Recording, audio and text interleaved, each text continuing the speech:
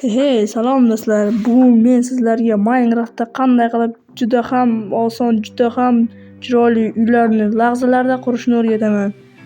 Bugun biz sizlar bilan juda ham oson uy qurishni va turli xil narsalarni qurishni o'rgataman. Kanalga obuna bo'lib qo'ying va like ham esdan chiqmasin. Bu videoni ko'rayotganingizdan albatta afsuslanmaysiz. Demak, biz boshlaymiz. Siz mana Minecraftda qishloqlarning uyini oldiga uy qurmoqchisiz.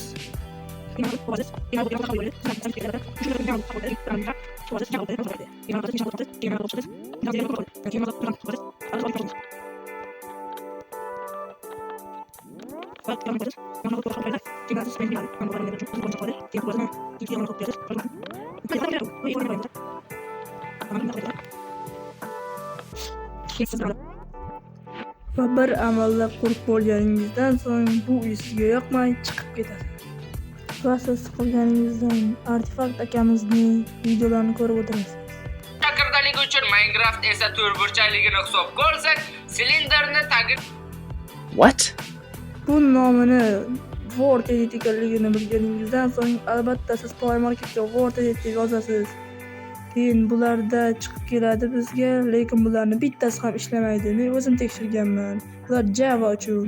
Lekin men ko'rsatmoqchi bo'lgan modga ham yetib keldik do'stlar. Buning uchun siz mana bu qidiruvga Mkpedal deb yozib olamiz.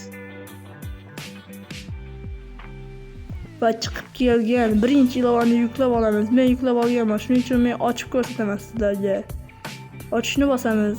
Keyin esa biz mana buni qidiruvga kirib, bu yerga effortless building deb yozamiz. Mana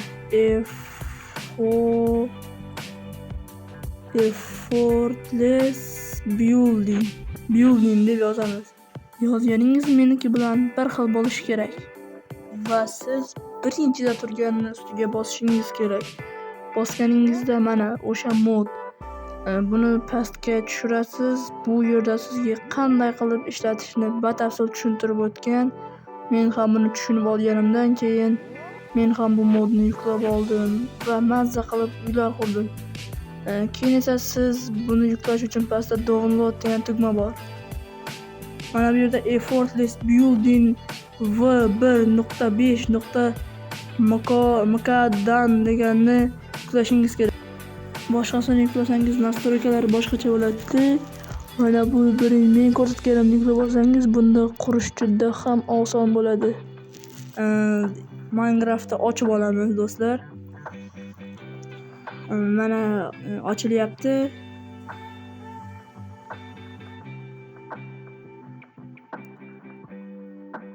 Mana do'stlar ochildi. Endi biz bu yerdan chiqib ketib, nastroykaga kirib, bu yerdan qo'shib olamiz boyagi modni. Keyin bu yerdan global resource degan joyni topib, mana shu yerga kiramiz. Global resource degan joyga. Mana keyin bu yerdan plusni bosamiz. Men qo'shib olganman, sizlar ham qo'shib olasiz. Keyin bu yerdan chiqib ketib, boyagi joyga qayta kirasiz. Keyin edit degan joyni bosasiz, qalamni, keyin pastga o'tirasizda, pastdan ikkinchini bosib bu yerdan qo'shib olasiz. Men bu modni qo'shganman. Mana eng pastda ko'k bo'lib chiqib turibdi bizda effortless building deb. Keyin biz sandiqqa o'tib bu yerdan ham qo'shib olamiz. Keyin cheat degan joyga kirib tepadagini qo'shamiz. Keyin mana bu joyga kirib o'rtadagi ikkitasini yoqasiz. Eng pastdagidan o'rtadagi ikkitasini yoqasiz. Keyin playni bosasiz va biz hozir bu joyga kirib olsin.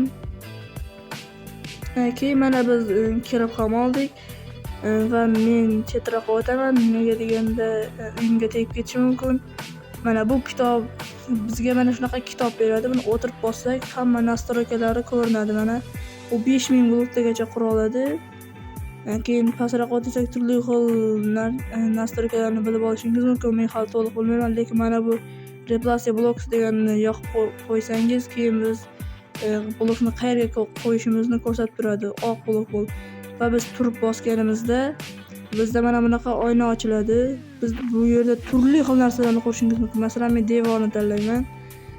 Bu yerda turgan birinchida turgan o'rtasi yopiq bo'lishi, ikkinchida turgan o'rtasi ochiq bo'lishi. Men albatta yopiqni tanlayman va doneni bosamiz va xohlagan blokingizni tanlab, xohlagan joyingizga qo'yasiz va uni tortasiz. Yonga qarab, tepaga qarab va bosib turamiz. Mana oson qurishingiz mumkin bunaqa qilib. Xohlagan blokingizda. Men hozir mana bu yomg'irni o'chirib olay, juda ham jonga tegib ketdi-da o'zi. Mana shu chaqmoq bilan yomg'ir.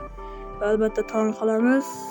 Mana xohlagan blokingizni, masalan men daraxt blokdan foydalanaman. Uni yon tomonga tortasiz va tepaga ko'tarib bosib turamiz. Bosib turgandan keyin mana tayyor bo'ldi. Va siz buni o'chirishingiz ham mumkin.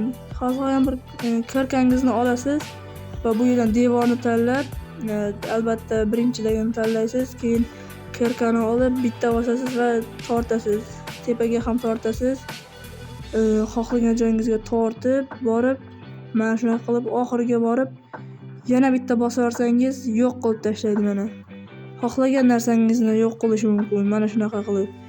Keyin bu yerni ham masalan bitta devorni olib tashlamoqchi bo'lsangiz, yonga tortasiz va pastga tushirasiz va mana shu blokka bossangiz, ana bu ham yo'q bo'ladi. Biz boshqa narsalarni ham sinab ko'ramiz. Masalan, biz sinab ko'ramiz. Mana bunaqa polni sinab ko'ramiz. Pol masalan ochiq bo'lsin desangiz, o'rtadagini bosasiz. Xohlagan joyingizga bitta qo'yib, uni tortasiz. Mana shunaqa qilib, keyin bosib turasiz. Mana shunaqa qilib bosib tursangiz paydo bo'ladi. Endi tepada turganni qanaqa qilishini o'zingiz ham bilib olgan bo'lsangiz kerak. Tepadagini qo'yib donini bosamiz, bu o'rtasini to'ldirib beradi. Mana bunaqa qilib oxiriga kelib mana shu yerni bossangiz, mana shunaqa qilib to'ldirib beradi. Bu yer ochiq qolib ketibdi mana. Endi biz yana qurib ko'ramiz. Masalan, mana bunaqa silindrda sanab ko'ramiz. Silindr. Ichi ochiq bo'lsin, doni, keyin esa biz xohlagan joyimizga borib bosamiz va uni tortamiz. Keyin shu yerga yana bitta bosib yuboramiz va tepaga tortamiz. Shunday qilmasangiz o'xshamaydi bunaqa narsalarda.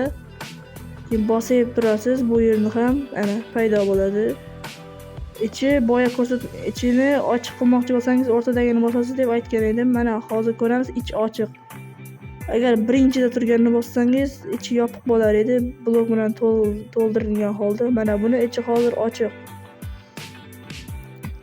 Keyin biz yana sinab ko'rsak bo'ladi. Masalan dumaloqda sinab ko'ramiz. Masalan, siz boshqa bloklarda ham qurishingiz mumkin. Masalan, olmos blokda sinab ko'ramiz. Olmos. Bu juda ham zo'r blok bo'lganligi uchun biz olmosda sinab ko'ramiz va biz dumaloqni tanlaymiz. Eng pastda turadi. Dumaloqni tanlaganimizdan so'ng ichi ochiq bo'lsin desangiz, o'rtadagini bosasiz. Keyin xohlagan joyingizga bosib uni tortasiz. Mana bunaqa qilib. Tortganingizdan so'ng yana bosib turasiz va mana paydo bo'ladi hozir. Mana paydo bo'ldi do'stlar. Mana buni ichi boya ko'rsatganimdek ochiq bo'ladi. Kitobni yo'q X ni bossangiz, u qurmay qo'yadi. Mana ichini ko'rsangiz ochiq bo'ladi.